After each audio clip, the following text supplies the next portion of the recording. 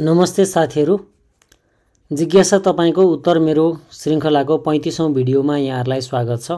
आज पनि तपाईहरुले मेरो च्यानलमा विभिन्न कमेन्टहरू गरेर सोध्नु भएको विभिन्न प्रश्नहरूको आफ्नो तर्फबाट राय सल्लाह सुझाव त्यसको उत्तर दिने प्रयास गर्नेछु।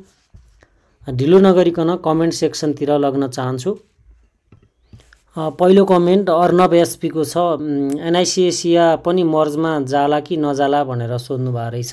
जान सक्छ। अहिले मर्जलाई एकदमै धेरै प्रायोरिटी दिएर राष्ट्र ब्याङ्कले पनि अगाडि बढाइराखेको छ। अनि एनआईसी एसियाको एउटा मर्ज एन्ड एक्विजिसन एनआईसी र एसिया पछि अर्को त्यस्तो ठुलो पनि भएको छैन। त्यही भएर यो पटक चाहिँ एनआईसी एसिया पनि जाला कि भन्ने अब बाहिर यसो भनौँ न हल्ला न्युज अनुसार एनएमबीसँग अलिकति प्रक्रियागत ढङ्गले चाहिँ छलफल सुरु भएको छ भन्ने पनि मैले सुनेको छु हैन। अब आधिकारिक त अब आएपछि मात्रै थाहा होला। गोविन्द दाहालले 25 लाख रुपैयाँ ऋण लिँदैछु, फन्डामेन्टल किन्न राम्रो र हाई डिभिडेन्ड यिल्ड ग्रोथ भएको सबै सेक्टरको 3-3 वटा कम्पनी बताइदिनु पर्यो भन्नुभएको रहेछ। अब सबै सेक्टरको 3-3 वटा पहिलो कुरो चाहिँदैन। त्यो हिसाबले चाहिँ तपाईको अब 10-12 वटा कम्पनीको लिस्ट निक्लिन सक्छ हैन। अब 5 वटा सेक्टर मात्रै हेर्ने हो भने पनि अब लगभग 15 वटा कम्पनी चाहिन्छ। यसको लागि चाहिँ तपाईले अब स्टक तोक्ने भन्ने कुरा त्यस्तै हो। केही प्यारामिटरहरू सेट गर्नुपर्ने हुन्छ। अब फन्डामेन्टल राम्रो पनि चाहियो, सही प्राइसमा पनि उठाउनु पर्यो भनेपछि अहिलेको टाइम लगभग उठाउन तपाईको हिसाबले उपयुक्त छ र अहिलेको हिसाबमा ऋण लिएर जुन शेयर बजारमा लगानी गर्ने सोच्नु भएको छ त्यो एउटा वाइज डिसिजन नै हो। किन भन्दा मार्केट जति घट्यो त्यति नै ऋण लिनलाई सेफ हुँदै जान्छ। जति बुल मार्केटमा ऋण लियो त्यति नै अनसेफ हुँदै जान्छ। किनकि बियर पछि चाहिँ बुल आउँछ, बुल पछि चाहिँ बियर आउँछ। अहिले बियर आइराखेको छ भनेपछि अब बुल आउँदैछ। त्यसको लागि चाहिँ जस भनौँ न 12, 14, 15% सम्मको लोन चाहिँ राम्रै हुन्छ भन्ने पनि एउटा हुन्छ। अब कुन किसिमले लोन लिन लाग्नु भएको हो त्यो आफ्नो तरिकाले गर्नु होला हैन। अब कुन कम्पनीमा लगानी गर्ने भन्ने सन्दर्भमा चाहिँ तपाईलाई लामो समयको होल्डिङको लागि चाहिँ यो बोनस शेयर दिने कम्पनी नै चाहिन्छ। त्यसको लागि commercial bank, development bank, finance र माइक्रो फाइनान्स। त्यो मध्ये पनि डेभलपमेन्ट ब्याङ्क र माइक्रो फाइनान्समा चाहिँ अलिकति बढी लङ टर्म इन्भेस्टरले राम्रो रेटमा कमाउँछन् जस्तो पनि लाग्छ। र आगामी बुल यदि अब कमर्सियल ब्याङ्कले लिड गरेन भने यो आगामी बुलमा चाहिँ कमर्सियल ब्याङ्कले लिड गर्न सक्छ भन्ने एउटा आकलन पनि हुन्छ। त्यही भएर ब्याङ्क तथा वित्तीय संस्था भन्दा बाहेक चाहिँ लङ टर्म इन्भेस्टिङमा नगर्दा नै राम्रो हुन्छ। त्योभन्दा बाहेक इन्सुरेन्सका केही राम्रा कम्पनीहरू छन्। इन्सुरेन्सहरूमा पनि तपाईले लगानी गर्न सक्नुहुन्छ। त्यसको फाइदा के भन्दा एउटा अनिवार्य रूपमा बोनस आउँछ जसले तपाईको कम्पाउन्डिङ र पोर्टफोलियोको भ्यालु ग्रोमा एकदम मद्दत गर्छ। अनि कुन सेक्टरमा लगानी गर्ने भन्ने सन्दर्भमा अब अहिले तत्कालको लागि चाहिँ बोनस शेयर अनिवार्य भएको हुनाले यो ब्याङ्क तथा वित्तीय संस्थाहरू 4 वटा एबीसीडी वर्गका र इन्सुरेन्स छन्। जुन महँगो स्टक किन्दा पनि खास फरक चाहिँ पर्दैन। तर तपाईलाई त्यसले कम्तीमा 15 देखि 20% बोनस शेयरको चाहिँ सुनिश्चितता तपाईमा हुनु पर्यो। त्यही हो कुरा है।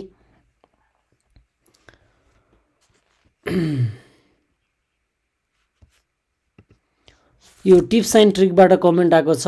यो मध्य भोटेकोसीको इपीएफ शेयर 2075 सालमा भरेको 90 किता परेको थियो। अहिलेसम्म डिम्याटमा आएको छैन। अब यो शेयर सर्टिफिकेट पनि उहाँसँग चाहिँ छैन भन्ने कुरा आयो भनेपछि तपाईले चाहिँ के गर्नु पर्यो भन्दा यो मध्य भोटेकोसीको शेयर रजिस्ट्रार यसको के रहेछ यो पनि एकचोटि हेर्छु म हैन। मध्य भोटेकोसीको शेयर रजिस्ट्रारकोमा सम्पर्क गर्नु पर्यो। यसको share registrar global IME capital limited रहेछ। यो ग्लोबल आईएमई क्यापिटल लिमिटेडमा गएर तपाईले आफ्नो नागरिकता विवरणहरू दिनु। त्यहाँबाट उले तपाईको खोज दिन्छ र त्यहाँबाट शेयरको प्रमाणपत्र लिनु। त्यसपछि त्यसलाई अभौतिकीकरण गर्नु है। तपाईसँग नभए पनि कम्पनीसँग त रेकर्ड हुन्छ नि त। सीआरएन नम्बर बिर्सिनु भयो। मैले अहिले अब्रोड आइसके, कम्प्युटर मोबाइलबाट हेर्न मिलेन। सायद अहिले हेर्न नमिल्ने भएको जस्तो लाग्यो। अब कसरी थाहा पाउने होला भन्नुभएको छ। नेपालको ब्याङ्कमा रिलेटिभ जाँदा दिँदैन रहेछ भन्नुभएको छ। त्यस्तो त होइन, रिलेटिभ जाँदाखेरि त्यहाँ दिन चाहिँ पर्ने हो। यसो गर्नुहोस् न, तपाईँको सिआरएन नम्बर भनेको चाहिँ त्यो सम्बन्धित क्यापिटल मार्केट, तपाईँको डिम्याट जहाँबाट खोल्या हो, जुन ब्याङ्क हो त्यो ब्याङ्क अनुसार चाहिँ त्यो सिआरएन नम्बर लगभग मोटामोटी थाहा नै हुन्छ कि। यसमा गोप्य राख्नुपर्ने कुरै केही पनि छैन। जस्तै उदाहरणको लागि अब भनौँ न, एक किसिमले ल सिभिल ब्याङ्कको हो भने अगाडिको र पछाडिको खाता नम्बरलाई तीनवटालाई खाता नम्बर कटाएर बिचको डिजिट हुन्छ होइन। अनि त्यसपछि विभिन्न क्यापिटल मार्केटको चाहिँ एउटा त्यो सिआरएन नम्बर के हुने भनेर नियम पनि हुन्छ कि। अनि त्यसपछि त्यो कुरा चाहिँ तपाईँले क्यापिटल मार्केटलाई इमेल गर्नुहोस्, उनीहरूले भनिदिन्छ हाम्रो चाहिँ यो हुन्छ भनेर।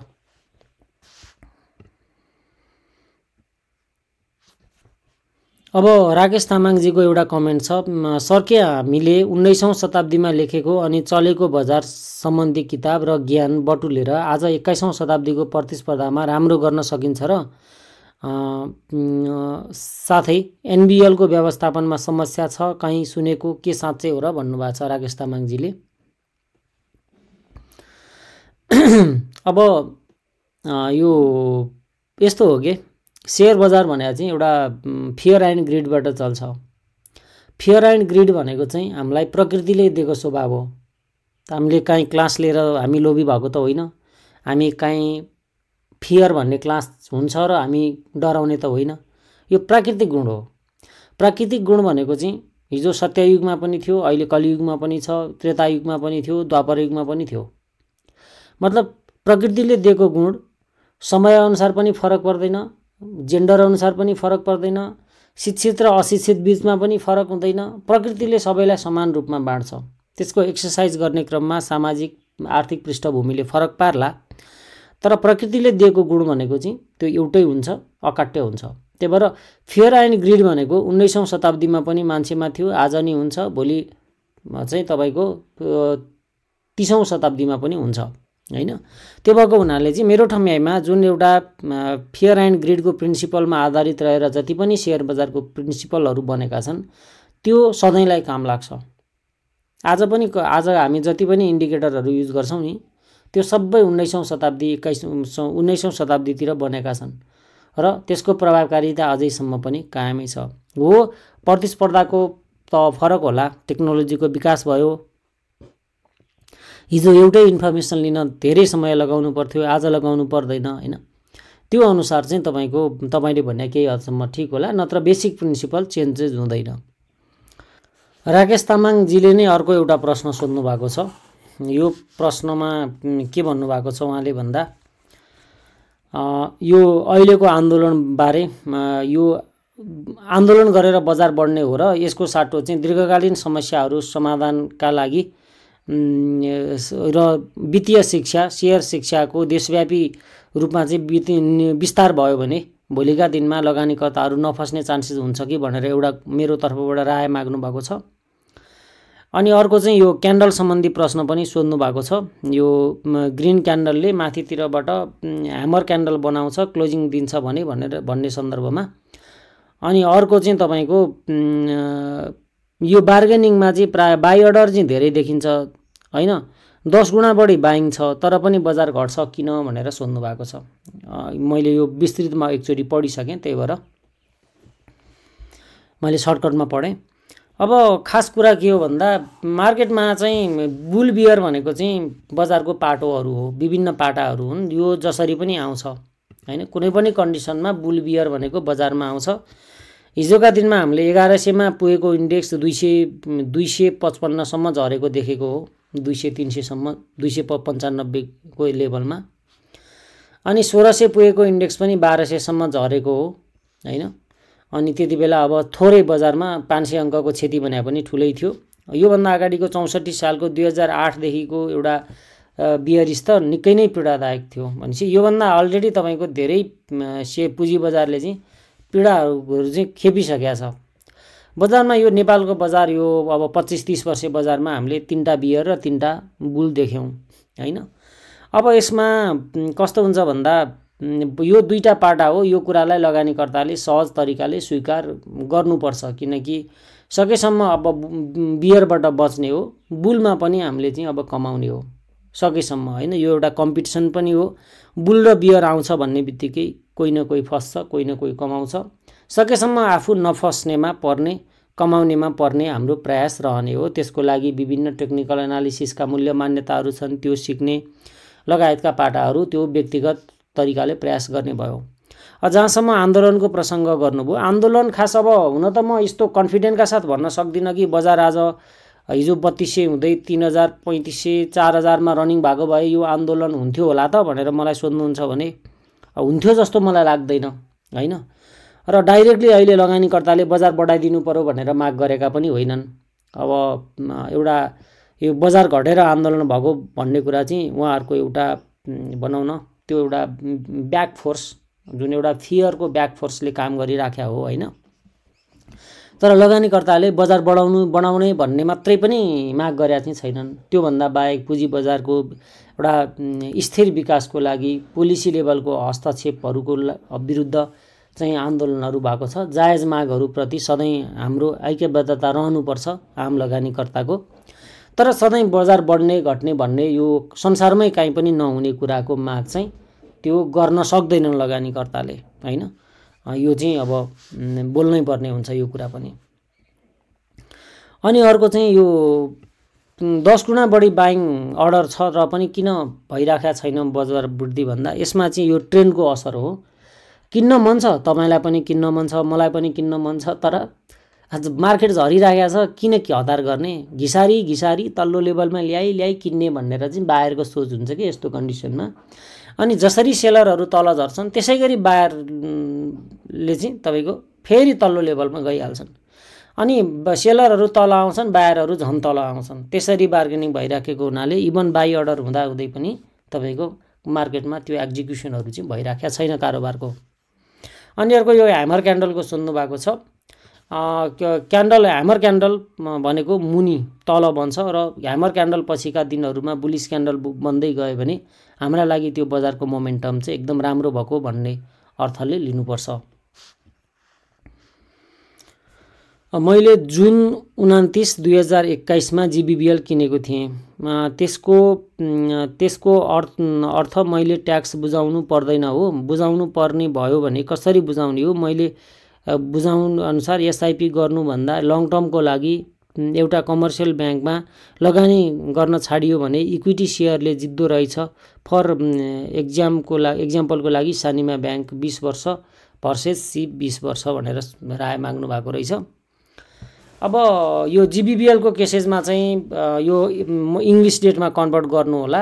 2078 कार्तिक महिनाको 28 अगाडि यदि तपाईले किन्नु भएको भए त्यो पर्दैन है।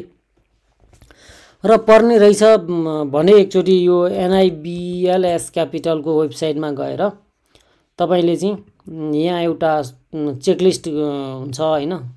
एउटा चेकलिस्टमा गएर बोनस ट्याक्स भनेरमा क्लिक गर्नु। यहाँ गरिमा विकास ब्याङ्क छान्नु, यहाँ डिम्याट हालेर हेर्नु अनि सर्च गर्नु।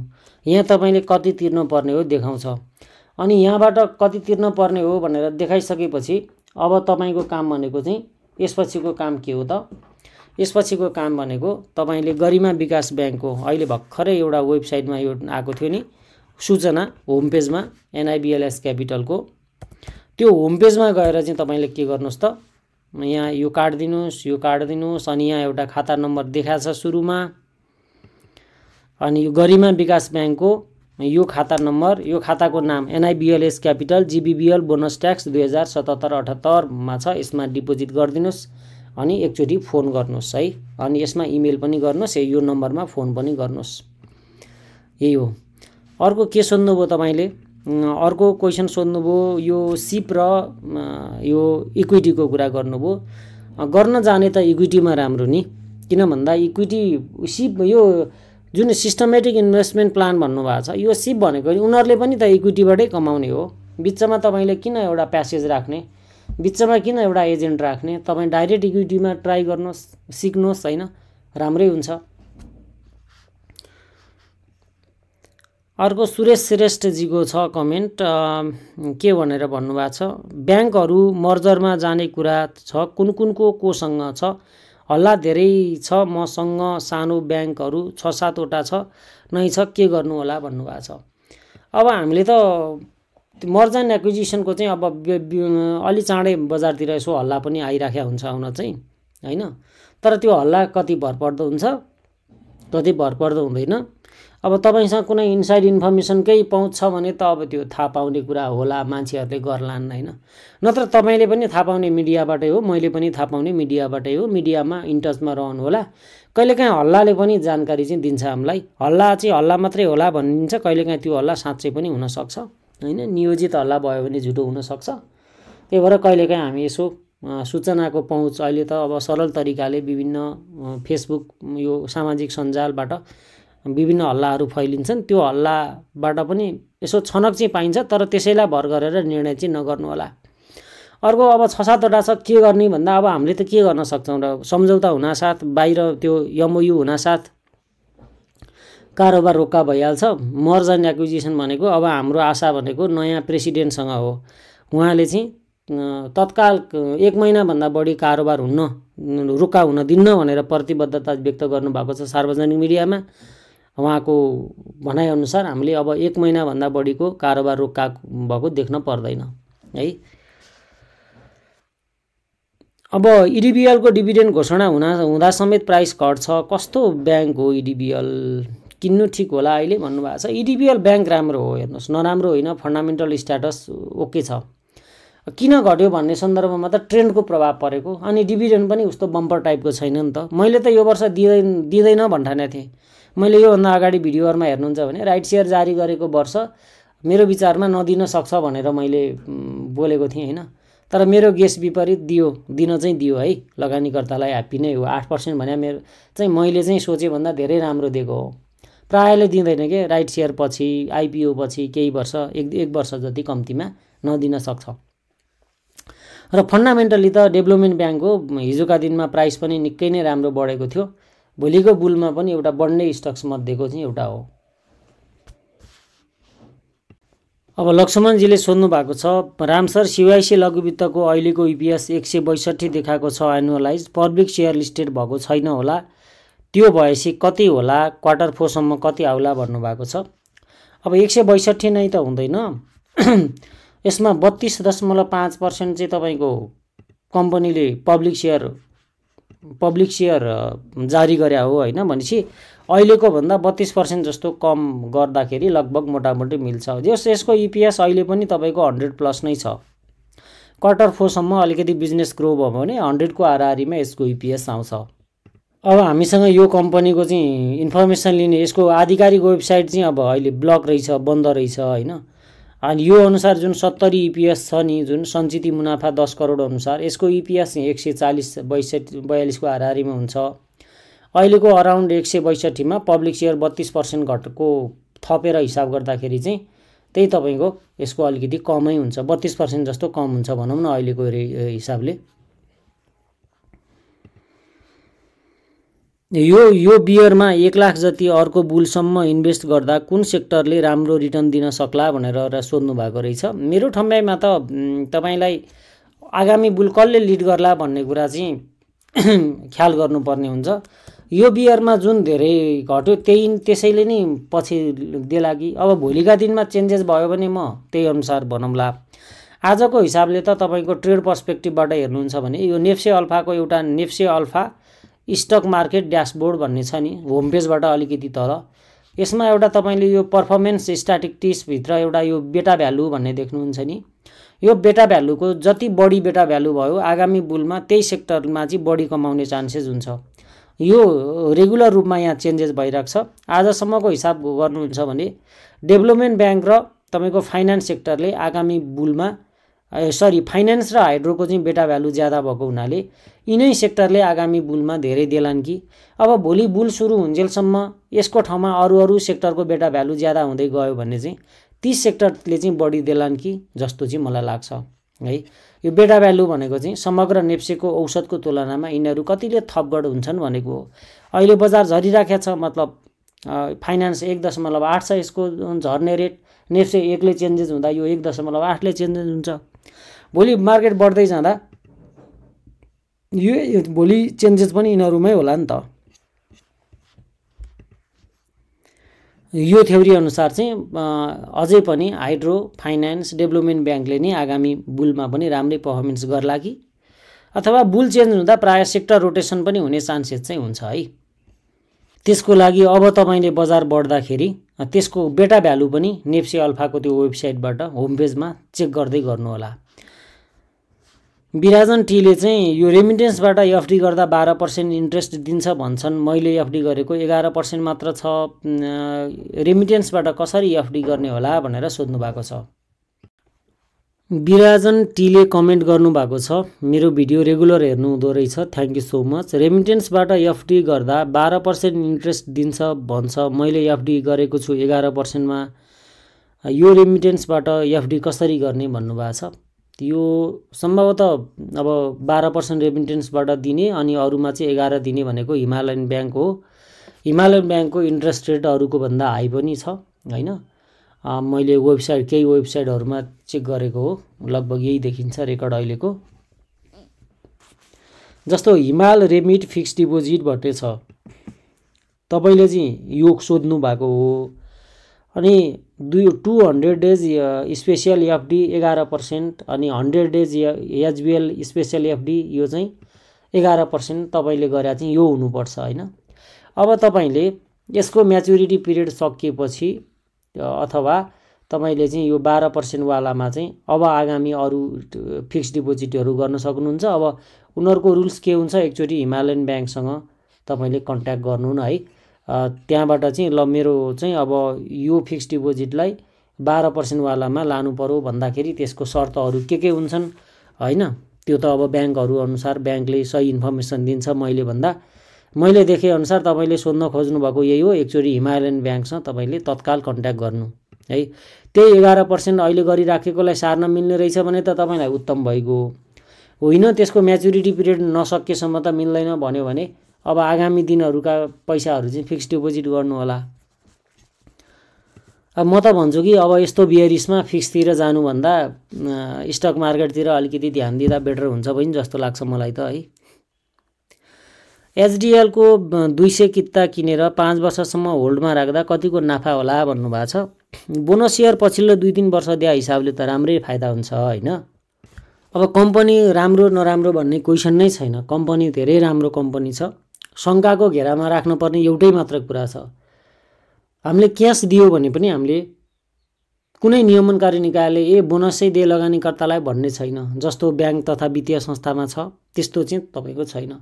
भोलि क्यासै दियो भने पनि चित्त बुझाउने गरी चाहिँ इन्भेस्ट गर्नुपर्छ। अब कुनै समय क्यास दिन नि सक्छ हैन, म्यानुफ्याक्चर एन्ड प्रोसेसिङले सधैँ बोनस सेयर चाहिँ दिन्छ नै भन्ने ग्यारेन्टी पनि हुँदैन, जस्तो ग्यारेन्टी ब्याङ्क तथा वित्तीय संस्थामा छ। कम्पनीले बोनस सेयर दिँदा दशमलव पछाडिको नगदमा दिन्छ कि अर्को वर्ष त्यसैमा प्लस गरेर दिन्छ भन्नुभएको छ। तपाईँको अर्को वर्ष चाहिँ यो त्यसैमा थपेर दिन्छ। पोर्टफोलियोमा दशमलव पछाडिको देखिँदैन, तर यो सिस्टममा चाहिँ हुन्छ, डिम्याट खातामा चाहिँ हुन्छ, तर त्यो मेरो सेयरमा देखिँदैन। अनि आगामी वर्ष त्यो दशमलवको हिसाबले पनि आउँछ है। ज्ञान लिम्बू टारिम्बाको कमेन्ट छ, यो सेयर धितो ब्याङ्कमा राखेर घर बनाउन ल्यान्ड पर्चेस गर्नको लागि लोन पाउन सकिन्छ कि नै? यो लोन एगेन्स्ट सेयर भन्नुभएको छ हैन, त्यही सम्बन्धी क्वेसन गर्नुभएको छ। तपाईँको यो एउटा सम्पत्ति त हो नि, यो सम्पत्ति रोक्का राखेर तपाईँले जे गर्न पनि लोन लिन सक्नुहुन्छ। सेयर धितो राखेर सेयरै किन्नुपर्ने, सेयर किन्नलाई मात्रै सेयर धितो राख्ने भन्ने कुरा हुँदैन के, त्यो होइन त्यस्तो। मार्जिन लेन्डिङ भनेको उनीहरूले लोन एगेन्स्ट सेयर भन्छ। अनि एउटा चान्सेस चाहिँ जग्गाहरूमा अब मार्जिन कल आइराख्दैन, यसमा चाहिँ मार्जिन कल आउने चान्सेस हुन्छ, त्यति हो फरक हैन। नत्र अरू प्रयोजनको लागि पनि तपाईँले सेयर धितो राखेर लोन चाहिँ लिन सक्नुहुन्छ। अनि अर्को रेट फरक हुन्छ कि हुँदैन भन्ने सन्दर्भमा चाहिँ अलिकति ब्याङ्कले पनि थोरै रिस्क त ल्या हुन्छ नि तपाईँको धितोमा, किनकि आज 500 भएको अर्को वर्ष 250 आउन नि सक्छ हैन। जग्गा जस्तो भरोसिलो होइन, त्यही भएर मार्जिन लेन्डिङको अलिकति महँगो चाहिँ हुन्छ है। अब अरू कमेन्टहरू छ, मेरो share अकाउन्टमा father mother and grand father name mistake भएमा सेयर पाइँदैन हो, रिजेक्ट हुन्छ हो भन्नुभएको छ। यति धेरै मिस्टेक त एकैचोटि हुँदैन नि। यति धेरै मिस्टेक भयो भने त 3 पुस्ते विवरण सहितको तपाईँको सार्वजनिक सूचना निकाल्नुपर्छ नि त संशोधनको लागि, हैन? यति धेरै मिस्टेक हुँदैन पहिलो कुरो। यति धेरै मिस्टेक हुँदाहुँदै तैँले गरिदिनै पर्छस् नामसारी, मेरै हो यो भनेर तपाईँले जिद्दी पनि गर्न सक्नुहुन्न, हैन? अर्को कुरा, यदि तपाईँ जिद्दी नै गर्नुहुन्छ भने चाहिँ केही प्रक्रियागत झन्झटिलो चाहिँ आउन सक्छ। उदाहरणको लागि सार्वजनिक सूचना निकाल्नु पर्ने हुनसक्छ। यति सिरियल नम्बरदेखि यति सिरियल नम्बरको किताहरूको चाहिँ यसरी मागदाबी भएको हुनाले यदि तपाईँहरूमध्ये कसैको हकहरू जाने रहेछ भने कृपया सम्पर्क गर्नुहोला भनेर सार्वजनिक सूचना निकालेर मात्रै यति ठुलो संशोधन हुन्छ, नत्र संशोधन हुँदैन यत्रो, है।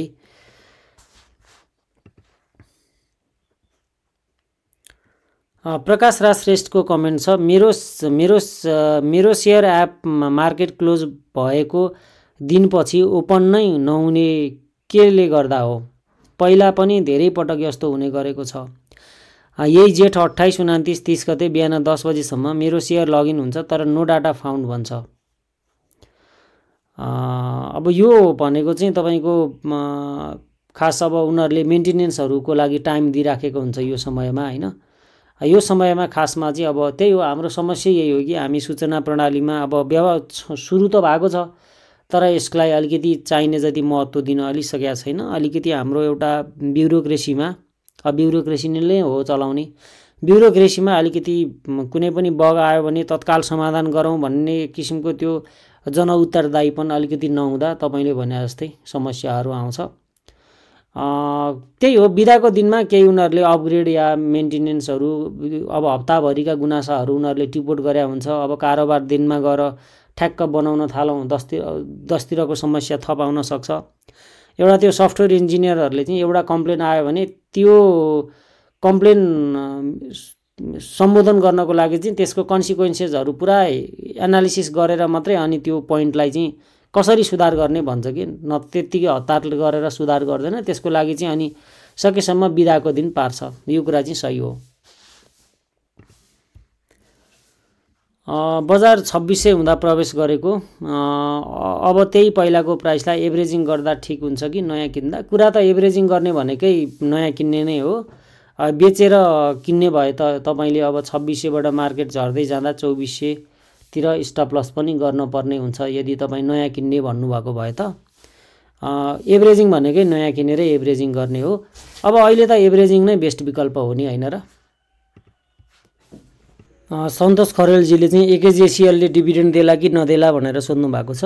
अब धेरथोर क्षमता त छ, अलिकति नेपाल सरकारसँग केही लिनुपर्ने रकमहरू पनि यसको चाहिँ आइसकेका छैन, हैन? लिनुपर्ने छ, त्यो रिपोर्टमा भनेको छ।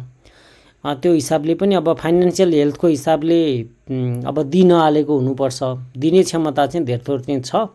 अब क्षमता भएको पनि दिने कि नदिने भन्ने कुरा चाहिँ अब बोर्ड अफ डाइरेक्टरले तय गर्ने कुरा भयो, हैन? अब राजकुमार गिरीले 4वटा प्रश्न राख्नु भएको छ, हैन? यो सिबिबिएल र एसकेबिबिएलको रिजर्भ घटेको छ भनेपछि रिजर्भ घट्ने बित्तिकै अलिकति त डिभिडेन्डमा प्रेसर परि नै हाल्छ। अनि यसै पनि लघु वित्तको त यो वर्ष 30% भन्दा बढी क्षमता, यी सबै फेरि 30% 20% भन्दा बढी क्षमताको लघु वित्त भयो यो दुईटै, हैन? अनि अलिकति त प्रभावित भइ नै हाल्छ। त्यसमा त अब दुई मात्रै भएन। अनि जेबिएलबीको बोनस सूचीकृत भएको नभएको अथवा कुनै पनि स्टकको सूचीकृत भएको नभएको कसरी थाहा पाउने भनेर भन्नुभएको छ। यो यो यहाँ नोटिस आउँछ, यो तपाईँको के अरे यो नेप्से nepalstock.com.nb मा यो सूचीकृत भएको नभएको चाहिँ तपाईँको नोटिसहरू आउँछ, है? Listing 6% bonus share of progressive finance, यसरी यो चाहिँ यहाँ नोटिस आउने हो, है? आधिकारिक यही हो। अनि मिडियाहरूले अझ अलिकति छिटो पनि निकाल्छन्। अनि यो 67-68 को तरलता सङ्कट कसरी समाधान होला? आगामी यो कसरी भएको थियो 67-68 को, अनि आगामी वर्ष पनि अब के होला भन्ने सन्दर्भमा चाहिँ यहाँ भन्नुभएको छ, हैन? सोध्नु भएको छ।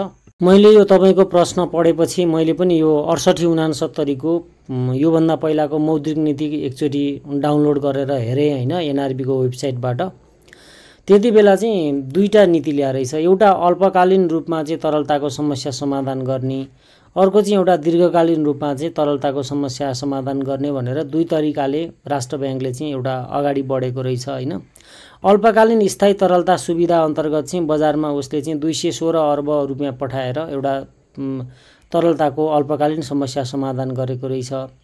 अनि अर्को चाहिँ यो खुल्ला कारोबार बजार कारोबार सञ्चालन अन्तिम ऋणदाता सुविधा तरलता व्यवस्थापनको लागि पुनर्कर्जा सुविधा र स्थायी तरलता सुविधाको माध्यमबाट तरलताको आपूर्तिका लागि अतिरिक्त सम्पत्ति र दायित्वको संरचनामा तालमेल नमिलेको कारणबाट उत्पन्न भएको निष्कर्ष निकालेर केही स्थायी प्रकृतिका समस्या समाधानको पनि बाटो चाहिँ ल्याएको रहेछ। त्यति बेला तरलता व्यवस्थापनका लागि पुनर्कर्जा सुविधाको व्यवस्था चाहिँ गरेको रहेछ।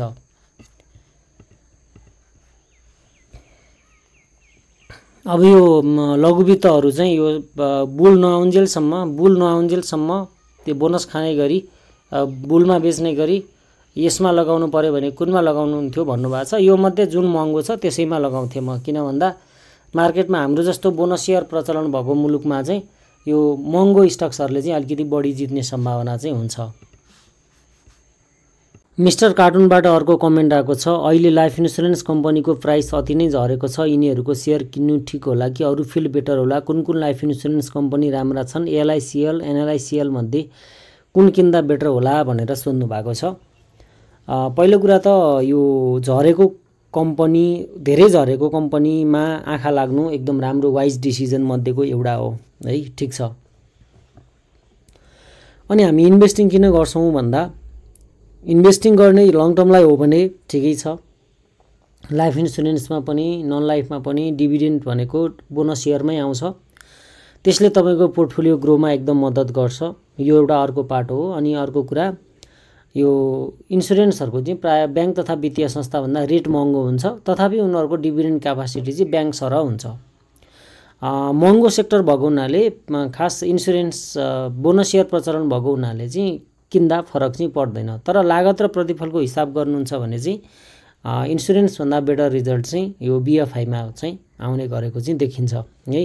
यो फ्याक्ट कुरा, यदि क्यास हो भने चाहिँ त्यस्तो हुन्थ्यो, तर बोनस सेयर भएको हुनाले इभन इन्सुरेन्स किन्दा पनि फरक चाहिँ पर्दैन। तर इन्सुरेन्सको चाहिँ तपाईँको इभन भरपर्दो कम्पनीहरूको पनि कहिलेकाहीँ अलिकति डिभिडेन्ड कमजोर आउन सक्ने हैन। अनि यो क्वार्टरली रिपोर्ट अनुसार ठ्याक्क ऐना जस्तो ब्याङ्क तथा वित्तीय संस्थाको क्वार्टरली रिपोर्टमा हामी भरोसा गर्छौँ, त्यस्तै क्वार्टरली रिपोर्ट चाहिँ इन्सुरेन्समा गर्न चाहिँ सकिँदैन। अनि अर्को कुरा के भन्नुभएको छ, कुन कुन राम्रो छ भन्ने सन्दर्भमा त त्यस्तो बुक भ्यालु हेर्नै पर्यो एउटा, अनि प्रिमियम कलेक्सन हेर्नै पर्यो हैन। एएलआइसिएल जुन भन्नुभएको छ, यो एएलआइसिएल एनएलआइसिएल यिनीहरू राम्रोको नाम लिने हो भने लगभग यिनै अनि युनियन लाइफ, ज्योति लाइफ हैन, यस्तै कम्पनीहरू चाहिँ फन्डामेन्टली स्ट्रङ कम्पनीको लिस्टमा चाहिँ देखिएका चाहिँ छन्। सिआइटी इन्भेस्टमेन्टको लागि कस्तो हुन्छ, देशमा मोनोपोली भएको कम्पनी हो, ओके, रिजर्भहरू राम्रो छ, तर बोनस क्यापासिटी चाहिँ यही प्राइसमा पनि माइक्रो फाइनेन्सहरूको राम्रो छ भनेर सोध्नु भएको छ। अब यो सरकारी स्वामित्वको हो हैन, अलिकति उनीहरूले लगानीकर्ताहरूको खुसी भन्दा पनि उनीहरूले आफ्नो बिजनेस अनि त्यसपछि यो फाइनान्सियल स्टेबिलिटी खास बढी हेर्छ, त्यही भएर चाहिँ अलिकति यसले चाहिँ बढी जस्तो फाइनान्सियल हेल्थलाई बढी कन्सिडर चाहिँ गर्छ। अनि सरकारी स्वामित्व भएको हुनाले अलि बढी हस्तक्षेप वित्तीय सुशासनमा अलिकति फितलोपन जस्तो चाहिँ हामीले देखेका छौँ। मेरो ठम्याइमा तपाईँको जुन एउटा शङ्का गर्नुभएको छ नि, मलाई चाहिँ सिआइटीको राम्रो विकल्प चाहिँ इन्सुरेन्स के अरे लघुवित्तहरू लाग्छ।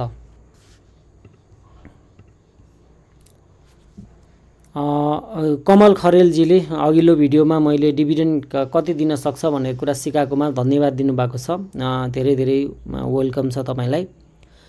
अर्को एसआइएलको बारेमा भन्नुभएको छ र 734मा किनेको, आज 580-90 को आसपासमा छ, डिभिडेन्ड धेरै देला जस्तो छैन। यो अवस्थामा मैले एमएलबिएलको सेयर किन्दा कस्तो होला भनेर सोध्नु भएको छ। र एमएलबिएलले 15% दिन सक्ने अवस्था छ, प्लिज सिरियसली सुझाव दिनु होला। मैले त धेरै पटक भनेको पनि छु यो कुराहरू। जुन कम्पनीको डिभिडेन्डमा तपाईँलाई शङ्का छ त्यसको राम्रो विकल्पको रूपमा चाहिँ डेभलपमेन्ट ब्याङ्क हैन, कमर्सियल ब्याङ्क हुनसक्छ। अझ नेप्सेमा चाहिँ अब स्विङ पनि आउने, कमर्सियल ब्याङ्कमा स्विङ अलिकति चाँडो आउँदैन, डेभलपमेन्ट ब्याङ्कमा छिटो आउँछ कि हैन। इन्स्योरेन्समा पनि अलिकति के रे त्यो लघु वित्तमा पनि अलिकति छिटो आउँछ। त्यही भएर तपाईलाई जहाँ जहाँ चाहिँ डिभिडेन्ड क्यापासिटीहरुमा अब अलिकति शंका छ तिनीहरुको विकल्पको रूपमा चाहिँ डेभलपमेन्ट बैंकलाई लिन सक्नुहुन्छ। डेभलपमेन्ट बैंकमा सबै फेरि डिभिडेन्डको लागि अब अलिकति कम्फर्टेबल जोनमा छैनन्। जस्तै अब नारायणी छैन, कर्पोरेट छैन, सिन्धु छैन हैन, कर्णाली छैन, ग्रीन डेभलपमेन्ट छैन, सप्तकोशी छैन। यी कम्पनीहरु भन्दा बाहेक चाहिँ जस अरु कम्पनीहरुको क्यापासिटी अलिकति बढी हाई नै छ है। अब नेप्से अल्फा र मेरो लगानीमा पी रेशियो डिफरेन्ट देखाउनुको कारण के हो भन्नुभएको छ। अनि एसडब्ल्यूबीबीएल को मेरो लगानीमा 29.88 देखाउँछ भने नेप्से अल्फामा 14.77 देखाउँछ भन्नुभएको छ। यो चाहिँ खास ईपीएस को कारणले गर्दा पी फरक आउँछ। अनि ईपीएस नाप्ने दुईटा तरिका छ। एउटा चाहिँ तपाईको यो के रे टीटीएम फर्मेट छ जुन नेप्से अल्फामा हुन्छ र नेप्से अल्फामा त्यो मात्रै होइन तपाईले भनेको एसडब्ल्यूबीबीएल हेरौं हैन। यो नेप्से अल्फामा एउटा टीटीएम फर्मेटमा दिया हुन्छ र अर्को चाहिँ रिपोर्टेडमा दिया हुन्छ। त्यही भएर तपाईले पी हेर्नुभयो तपाईले यो टीटीएम फर्मेटमा, त्यही भएर 67 ईपीएस भएको हुनाले यो 14 आको हो हैन। यो फेरि टीटीएम भए के हुन्छ रिपोर्टेड भए के हुन्छ भनेर पनि सोध्न सक्नुहुन्छ। खास टीटीएम फर्मेट चाहिँ ट्रेलिङ 12 मन्थ अर्थात अहिलेको जस्तो थर्ड क्वार्टरको हो 2077 वैशाखदेखि 2078 वैशाखदेखि 2078 चैतसम्मको 12 महिनाको हो। अनि यो रिपोर्टेड भनेको के हो भन्दा असारको अन्तिमदेखि अर्थात साउन 1 गतेदेखि असारको मसान्तसम्मको हो। त्यही भएर हामीले अब एनुअलाइज गर्दा मेरो लगानीमा गर्दा चाहिँ के हुन्छ भन्दा त्यो एनुअलाइज गरेको हुन्छ। एनुअलाइज भनेको अब अहिलेसम्म थर्ड क्वार्टरको रिपोर्ट आयो नि त। थर्ड क्वार्टरको रिपोर्ट आएपछि यो साउनसम्म असार मसान्तको कसरी निकालियो त भन्दा थर्ड क्वार्टरसम्म यति कमायो भने फोर्थ क्वार्टरमा यति कमाउला भनेर औसतीकरण गरियो। तर हामी किन औसतीकरण गर्ने, पछिल्लो 12 महिना पनि त 1 वर्ष हो, पछिल्लो 12 महिनाको लिउन भनेर चाहिँ यो टीटीएम फर्मेटमा नेप्से अल्फाले लिन्छ, जुन अलिकति मलाई चाहिँ अलि बढी भरोसा टीटीएममा लाग्छ। र यो फोर्थ क्वार्टरमा पुगेपछि त एउटै हुन्छ किनकि पछिल्लो 12 महिना भने पनि त्यही हो अनि साउन 1 गतेदेखि असार मसान्त भने पनि त्यही हो हैन।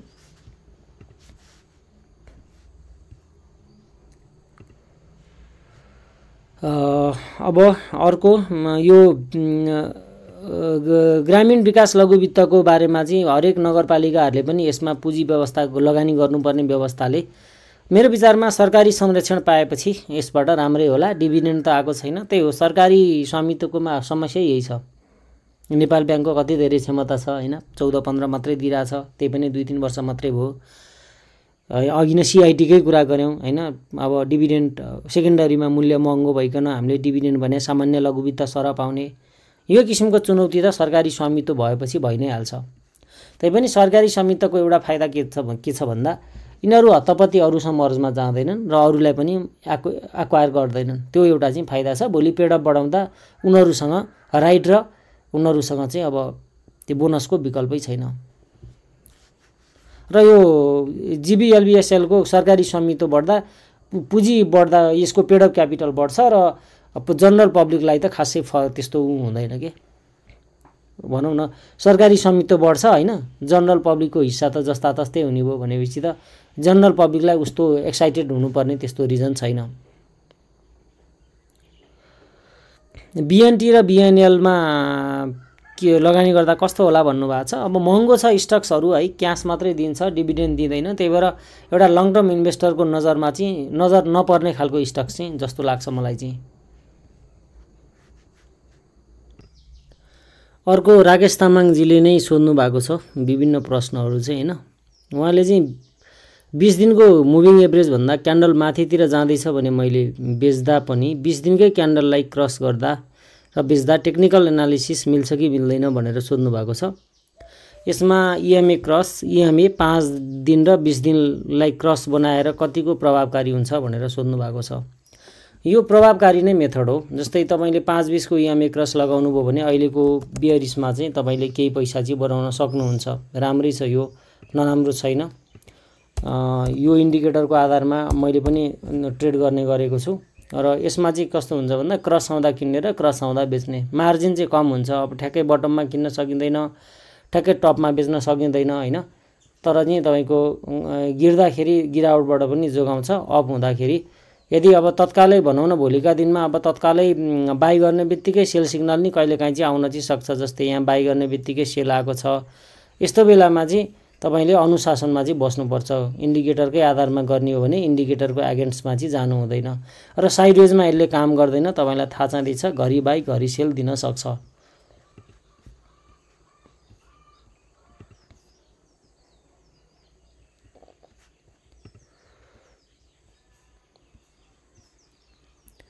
अब नवराज दाहालले सोध्नु भएको छ यो एनएचपिसी बोनसको बुक क्लोज भन्दा पहिले नै 300 किता लिएको छु, 434 बोनस किन होला अहिलेसम्म आएन, अनि 2-3 वर्ष होल्ड गर्दा मेरो लगानी इन्ट्रेस्ट सहित उठ्छ कि उठ्दैन भन्नुभएको छ। एनएचपिसीमै आउँछ भन्ने कुरामा चाहिँ मलाई शङ्का छ। अहिले 20% आयो भन्दैमा अब सधैँ त आउँदैन होइन। यो पटक अब बोनस आउँछ, तपाईँलाई राम्रै आयो। अब डिम्याटमा त आउँछ, नआउने होइन। अब 2-3 वर्षसम्म होल्ड गर्दा चाहिँ के हुन्छ भन्न सक्दिनँ। अब अहिले राइट सेयरसम्म पनि कुर्न सक्नुहुन्छ होइन, किनकि उसले टकटकेर दिएको छ कि। अर्को शिशिर च्यानल नामक नामबाट कमेन्ट आएको छ, सिडीलाई हटाएर सिसिडी गर्दा हुन्न र भन्नुभएको छ। अहिले अल्पकालीन सोल्युसन यो होला, तर यसले फेरि अर्को दीर्घकालीन समस्या निम्त्याउन सक्छ नि त। पहिला सुरुमा किन सिडी रेसियोलाई किन सिसिडीलाई हटाएर सिडी लगाइयो भन्ने कुरा बुझ्नु पर्यो हामीले। ब्याङ्कहरूको बिजनेसलाई सेफ जोनमा ल्याउनु, उनीहरूले निक्षेपलाई बढाउँदै जानु र आक्रामक कर्जा प्रवाह, रिस्की कर्जा प्रवाहलाई नियन्त्रण गर्नु चाहिँ राष्ट्र ब्याङ्कले पहिलो कर्तव्य ठान्यो होइन। त्यो हिसाबले उसले के गर्यो त, सिसिडीलाई हटाएर सिडी कायम गरिदियो। यो खास ब्याङ्किङ प्रणालीको स्थायित्वको लागि हो। अब स्थायित्व भन्ने बित्तिकै अल्पकालीन रिजल्ट अनुसार चाहिँ अलिकति मिल्दैन। अर्को आरआरएचपी र आरएचपिसीको मर्जरको कुरा कहिले खुल्छ भन्नुभएको छ। यो मर्जरको कुरा केही ठेगानै हुँदैन, कहिले हुन्छ कहिले हुन्छ। अब वर्षौँ लागेको पनि थाहा छ हामीलाई होइन। अब नयाँ प्रेसिडेन्टले भनेअनुसार चाहिँ अब 1 महिनाभन्दा रोक्का हुने चाहिँ अवस्था गर्दिन भनेर भन्नुभएको छ। आशा गरौँ। अब एसएफसीएलको वितरण योग्य मुनाफा ऋणात्मक हुनुको कारण के हो, कम्पनी घाटामा गएर हो कि भन्नुभएको छ। अनि यसको इपिएस पनि निकै कम्ती छ, दीर्घकालीन सोचमा लगानी गर्दा कस्तो होला भन्नुभएको छ। यस्तो हो कि अब टेक्निकलले चाहिँ अब दीर्घकालीन भन्ने कुरा त्यस्तो हुँदैन होइन। समृद्धि फाइनेन्सको अहिले के कन्डिसनले वितरणमुखी नाफा ऋणात्मक भयो भन्दा उनीहरूले त अब निकै नै तल्लो लेभलमा टकटकिएर भनौँ न एक किसिमले, मैले अघि नै एनएचपिसीको सम्बन्धमा भने शब्द जस्तै टकटकिएर डिभिडेन्ड दिँदा कहिलेकाहीँ उनीहरूको रिजर्भ चाहिँ आगामी वर्षहरूमा चाहिँ उनीहरूले कमाएको जति सबै रिजर्भदेखि लिएर जनरल रिजर्भ अनि त्यसपछि रेगुलेटरी रिजर्भहरूमा लगाउनु पर्ने हुनाले त्यो वितरणमुखी नाफा चाहिँ तपाईँको कम हुन्छ होइन। अब लङ टर्मलाई सोच्नुभन्दा ट्रेडै गर्नु राम्रो हो यस्तो खालको स्टक्समा है। टेक्निकल्ली मैले भने अहिले तपाईँको अब भर्खरै सेलिङ जोन यहाँबाट आयो, यहाँ बाई गरियो, यहाँ अलिकति बाई गर्न खोज्या देखिन्छ लगानीकर्ताले, फेरि सेलिङमा गइसकेको छ भनेपछि अब तपाईँले यदि बाई गर्न खोजिराख्नु भएको छ भने कुर्ने, माथि अलरेडी फसिराख्नु भएको छ भने त अहिले अब एभरेज गर्दै आगामी बुलको लागि अब होमवर्क गर्ने, त्योभन्दा बाहेक त विकल्पै रहेन नि। घट्दो ट्रेन्डमा पोर्टफोलियो म्यानेजमेन्टका उपाय के छ भनेर सोध्नु भएको छ। अब मेरो लागि त पहिलो उपाय भनेकै स्टप लस हो पहिलो सुरुमा, 2 नम्बर एभरेज हो। अब 3 नम्बर भनेको चाहिँ सेक्टरमा अब भनौँ न धेरै नै बियरिस गयो, टपमै फसियो भने हामीले अब कमसेकम 15 देखि 20% दिने कम्पनीहरूलाई केन्द्रित गर्ने पोर्टफोलियोमा, अनि 2-3 वर्षको प्लानिङ गर्ने। 3 वर्षमा कमसेकम 50% लस कभर भइहाल्छ डिभिडेन्डबाट। अनि त्यसपछि एउटा बुल त आउँछ नि त 3 वर्षको बिचमा पनि हो, त्यो बुलमा चाहिँ अनि रियलाइज गर्ने। यसो गर्नुभयो भने अघिल्लो लस पनि कभर हुन्छ र आगामी जसरी पनि बुल त आउनै पर्छ। स्टप लस यदि स्टप लस गर्नुभएको छैन भने आगामी बुल नै तपाईँको एकमात्र आधार हो कमाउने। त्यसको लागि के गर्नु पर्यो भन्दा किता बढाउनु पर्यो। किता बढाउनलाई कि आफैले सस्तोमा किन्नु पर्यो, किन्ने क्षमता छैन भने डिभिडेन्ड कुर्नु पर्यो। डिभिडेन्ड दिने स्टक छैन भने डिभिडेन्ड दिनेमा त्यो लगानीलाई सार दिनु पर्यो होइन। त्यही त होला नि अब मेरो विचारमा है। एनआरआइसी 790 को रेटमा बाई गरेको कस्तो होला डिटेल भनिदिनुहोस् न भन्नुभएको छ। यो पटक डिभिडेन्ड राम्रो दिएन, त्यही भएर अहिले तत्कालको लागि मोमेन्टम चाहिँ आउँदैन यसको। अनि भविष्यमा अलिकति धेरै नै लामो दृष्टिकोणले मात्रै होल्ड गर्नु पर्यो। अब आजको दिनको कुरा गर्नुपर्दा मैले अहिले रिप्लाई दिइराखेको भनेको चाहिँ यो असारको 6 गते भयो होइन। यो बेलामा नेप्से तल्लो लेभल टेस्ट गरेर माथि बढ्ने प्रयास गरिराखेको छ। अब त 1881 को लेभल पनि टच गरिसक्यो बजारले, भनेपछि अब बजार घटेर पनि अब त्यस्तो धेरै घट्ने ठाउँ छैन, घट्ने ठाउँ भन्दा बढ्ने ठाउँ नै ज्यादा देखिन्छ। त्यो हिसाबले अहिले चाहिँ म होल्डै गर्नुहोस् भन्छु। तर अब डिभिडेन्ड राम्रो नदिएको हुनाले यसको सेन्टिमेन्टमा चाहिँ अलिकति नेगेटिभ चाहिँ आएको छ। अब सेन्टिमेन्ट नेगेटिभ आयो भनेपछि बजारमा दबाब पर्छ, त्यो त तपाईँलाई थाहा छ होइन। डिडिबिएल र एसआइसीले डिभिडेन्ड दिने क्यापासिटी कस्तो छ भन्नुभएको छ। अब अहिले डिडिबिएलको क्यापासिटी हेर्नुहुन्छ भने यो एसआइसीको त ठ्याक्कै अहिले थाहा हुँदैन, हेर्नुहोस् होइन, किनकि इन्सुरेन्सको केही भरै हुँदैन कि। एनुअल रिपोर्ट हेर्नुपर्छ, एनुअल रिपोर्ट सजिलै अभाइलेबल हुँदैन। अब डिडिबिएलको पनि अब अहिले इपिएस जति त बाँड्दैन होइन, तर अराउन्ड 30% त क्यापासिटी भएको कम्पनी हो, तर 30 नै पनि दिँदैन। त्यही भएर मेरो विचारमा 20 देखि 25% को बिचमा डिडिबिएलले दिन सक्छ। आइपिओ भर्नका लागि मात्र मेरो सेयर र डिम्याट रिन्यू गर्नु पर्छ र जानकारी पाउन भन्नुभएको छ। रिन्युअल अनिवार्य हुन्छ, अब रिन्यू गर्ने बेला आयो है। एचबिएलमा अब इन्भेस्ट गर्दा कस्तो होला? फ्युचर राम्रै छ नि, एचबिएल राम्रो कम्पनी हो, घटेको बेला छ, यसमा लगानी गर्न नहुने कारण त केही पनि छैन। डिभिडेन्ड पनि राम्रै दिया हो पोर होइन। अब पोरकै जति त नदेला तैपनि 15-20% त कहीँ पनि जाँदैन। एनएलआइसीको सन्दर्भमा अब धेरै लगानीकर्ताहरू निराश भएको कम्पनी चाहिँ हो एनएलआइसी, किनकि एकदम बुलमा एकदम माथि गएर कारोबार भयो, त्यसपछि तल झऱ्यो। अब अहिले अलिकति फन्डामेन्टल स्ट्याटस अलिकति खस्केको छ होइन, खस्किएर पनि अब सेकेन्डरीमा त्यसले एकदम तल्लो लेभलमा झरेर त्यो फन्डामेन्टल खस्केकोलाई पनि मेकअप गरिदिइसकेका छ। यो लेभलमा किन्नको लागि त्यस्तो अप्ठ्यारो मान्न पर्ने रेट चाहिँ होइन, मलाई त्यस्तो लाग्छ है। सन्तोष तामाङजीले एकदम एउटा राम्रो कुरा उठाउनु भएको छ। जुन सिआस्पा चार्ज, जुन सानो सानो आइपिओ आउँदाखेरि कम्पनीले चाहिँ सानो रकम पाउने, तर भर्न त सबैले भर्ने, त्यसबापत चाहिँ त्यो कम्पनीको फन्डलाई त्यो उत्पादनमूलक भन्दा पनि अनुत्पादक नै भनौँ न एक किसिमले। सिआस्पा चार्ज ब्याङ्कले जुन लिने चार्ज चाहिँ बढी भयो, यसले यो ठिक हो त भनेर सोध्नु भएको छ। डेफिनेटली लगानीकर्ताको पार्टिसिपेसन ज्यादा भइसकेपछि त्यो थोरै इस्यु यदि भएको छ भने त्यस्तो खालको कम्पनीहरूको चाहिँ सिआस्पा चार्ज चाहिँ नलिन पर्ने हो ब्याङ्कले। किन भन्दा त्यो खास एउटा नैतिक आधारले पनि कम्पनीले लिएको भन्दा ब्याङ्कले लिएको सुहाउँदैन पनि। एनयुबिएल 1725 मा डुबेको छु, बोनस डिम्याटमा आएको छैन, बोनस आयो, अब एभरेजिङ गर्दा कस्तो होला भन्नुभएको छ। एभरेजिङ गर्नको लागि लायकको स्टक्स हो, घटेको पनि छ बजार होइन। बजार घटिराख्दाखेरि अब एभरेजिङ बारे सोच्ने, कम्पनी एभरेजिङ गर्न लायकको छ कि छैन भन्ने सन्दर्भमा सोध्नुहुन्छ भने एनयुबिएल एभरेजिङ गर्नको लागि लायककै स्टक्स हो। अथवा एनयुबिएलमै गर्नुपर्छ भन्ने पनि छैन। यो सरहका फन्डामेन्टली स्ट्रङ अरू कुनै नयाँ छ भने त्यतातिर पनि जान सक्नुहुन्छ। मैले त अघि नै भनिहालेँ नि, बोनस सेयर अनिवार्य हुन्जेल महँगो स्टक्स किन्न डराउनु पर्दैन नेपालमा। त्यही भएर म एनयुबिएल भन्दा बाहेक म अलि माथिल्लो लेभलको जस्तै भनौँ न अब नेसनल माइक्रो फाइनान्स फरवार्ड अथवा चाहिँ तपाईँको जीवन विकास महिला, अहिले आएका नयाँहरू छ नि जाल्पा के अरे यो यिनीहरू के अरे अर्को यो नेस्डो भयो होइन, यिनीहरू पनि राम्रै अप्सन छ चाहिँ निक्लेको छ। लघुवित्तमा त पछिल्लो समय आइपिओबाट आएका प्रायः सबै राम्रै छ। सर कुनै पनि स्क्रिप्ट सेल गर्दा एउटै स्क्रिप्ट 4-5 चोटि डब्लुएसिसी लगाएको छ, किन हो यसरी? त डब्लुएसिसी चार्ज धेरै तिर्नुपर्ने होइन र भन्नुभएको छ। होइन, एउटै एकचोटि किनेको एउटै चाहिँ त्यो फरक हुँदैन, त्यसमा किता थप्दै जानुभयो भने चेन्जेस हुँदै जान्छ। अनि बोनस सेयर आयो भने अर्को चेन्जेस हुन्छ होइन। त्योभन्दा बाहेक त अरू त डब्लुएसिसी चेन्ज हुँदैन। तपाईँले सोध्न खोजेको मैले बुझिनँ कि या के हो होइन। डब्लुएसिसी चाहिँ एउटै नै हुन्छ, तर तपाईँ त्यसमा किता त्यो तपाईँले त्यो कितालाई चेन्ज गर्नुभयो अर्थात् कि बेच्नुभयो कि किन्नुभयो कि बोनस आयो, यस्तो भयो भने त त्यो अटोमेटिक सिस्टममा चेन्ज हुनै पर्यो नि। 5 वर्षको लागि लघु वित्तमा लगानी गर्दा कस्तो हुन्छ तपाईलाई मैले भन्नुपर्दा तपाईको यो विचारप्रति मेरो समर्थन छ, किनकि लङ टर्म इन्भेस्टिङको फाइदा भनेकै लघु वित्त बीएफआईमा आउने हो अन्तभन्दा है।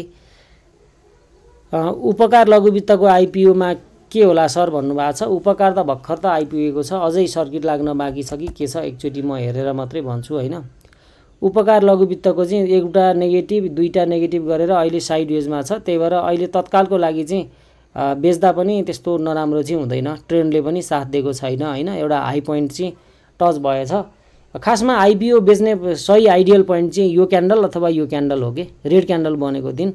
अब त्यसपछिका दिनहरू भनेको चाहिँ अब रिभर्सल कुर्ने हो। अहिले तत्काललाई बेच्छु, त्यही 10 किता बेचेको पैसाले 12 कितासम्म किन्छु भन्ने अप्सनहरू हुन सक्छ के, त्यही भएर ल। अब अरु केही कमेन्टहरू। एडिबिएल, पिसिबिएल र एनबिएल को यसपालि डिभिडेन्ड क्यापासिटी कति छ भनेर सोध्नु भएको रहेछ। म तपाईहरुलाई यो मेरो लगानीबाट यसको डिस्ट्रिब्युटेबल इपिएस देखाउँछु, त्यसको मात्रै होइन सबै कमर्सियल ब्याङ्कको देखाउँछु हैन। त्यसैबाट चाहिँ तपाईले हेर्नु होला। यो फन्डामेन्टल एनालिसिस भित्र स्टक स्क्रिनिङ टुल युज गर्ने, यसमा कमर्सियल ब्याङ्क देखाउँछु। यसमा 78-79 को थर्ड क्वार्टरसम्म आइपुग्दा यसको अन्तिममा हुन्छ डिस्ट्रिब्युटेबल इपिएस, यो अनुसार यिनीहरुको क्यापासिटी ल हेर्नुस्।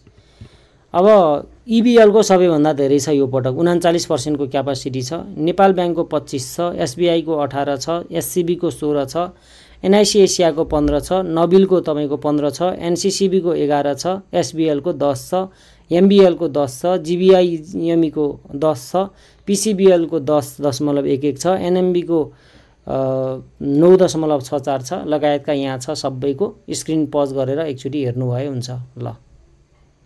मैले सबैको बोलिन।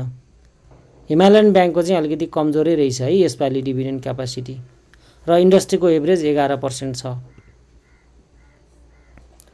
10,36% गाउँको ब्याजमा लिएर 700 किता अपि यति किनेको, अब पैसा छैन के गरौँ। ओहो, अब एकदम कस्तो भयो भन्दा अब यसरी चाहिँ खास अब एकदम रफ तरिकाले किन्नु भएछ। अब ल ठिकै छ, जे भयो भयो सक्यो, बुलमा अब कसलाई ख्याल हुन्छ र हैन। पर्सनली तपाईलाई चाहिँ म दोष दिन्न, तर एकदम रफ वे भयो के 36%, त्यो पनि गाउँको भनेपछि त्यो त अब यहाँसम्म तपाईँ आइसक्नुभयो भने अझै केही समय यो चुनौती फेस गर्नै पर्छ तपाईले। आगामी बुल त्यो 3 वर्षे प्लान मैले भने नि अघि न, त्यो 3 वर्षे प्लानमा जानुभयो भने त्यो ब्याज मोटामोटी रूपमा तिर्न सक्ने चाहिँ हुनुहुन्छ। तैपनि तपाईको इभन आगामी बुलमा पनि तपाईको आधी बुल त तपाईको यो लस कभर हुनै लाग्छ, अनि थप चाहिँ तपाईको ब्याज तिर्न कभर गर्नुपर्छ भनेपछि तपाईलाई प्रॉफिट हुँदैन। अब साउकोताउ निकाल्न चाहिँ आगामी बुलसम्म जबरजस्ती भए पनि होल्डै गर्न पर्ने भयो है। एकजना शेर्पाजीले चाहिँ मुटु चाहिँ हो तपाईको भन्नुभएको छ। अब मुटु त्यति बेला आयो हैन, तपाईले त्यसरी गरिसकेपछि ट्रेड गर्नु पर्थ्यो के, पर्थ्यो भन्ने कुरा अब सकियो। अबको दिनमा त यो आगामी अब अहिले बजार झरेर माथितिर जान कोसिस गरिराखेका बेलामा कसरी बेच भनौं है। मार्केट अब झर्ने मिनिमम लेभल कतिसम्म छ भनेर सोध्नु भएको छ। अब बजार लाइभ बजारैमै छु म अहिले। झट्ट हेर्दाखेरि एउटा मिनिमम लेभल चाहिँ टेस्ट गर्न पर्ने हो इतिहास हेर्दा। आज तपाईले हेर्नुहुन्छ भने लाइभ क्यान्डलमा हेर्नुभयो भने चाहिँ बजारले लो लेभल टेस्ट पनि गर्यो हैन। 1881 को जुन पहिलाको उच्चतम बिन्दु थियो नि, त्यो लेभल आज टेक्यो पनि। यहाँ तपाईको आज ठ्याक्कै 1880 को लेभल टेकेर बजार अहिले 1880 को लेभलमा घुमिराखेको छ। मेरो लागि चाहिँ यो एकदमै स्ट्रङ सपोर्ट हो, जुन यो भन्दा अघिल्लो बुलको बिन्दु हैन। त्यही भएर अब चाहिँ घट्ने क्रम सकियो भन्ने मेरो बुझाइ छ, तर मैले भनेर सकिने होइन है। यो पनि ख्याल गर्नु पर्यो तपाईहरुले ल। हस्त साथीहरु, अब सबै भिडियो मैले सकेसम्म उत्तर दिए जस्तो लाग्छ। आफूले जानेको बुझेको सकेको। बाँकी अर्को भिडियोमा यहाँहरु समक्ष फेरि भेट्छु। धन्यवाद।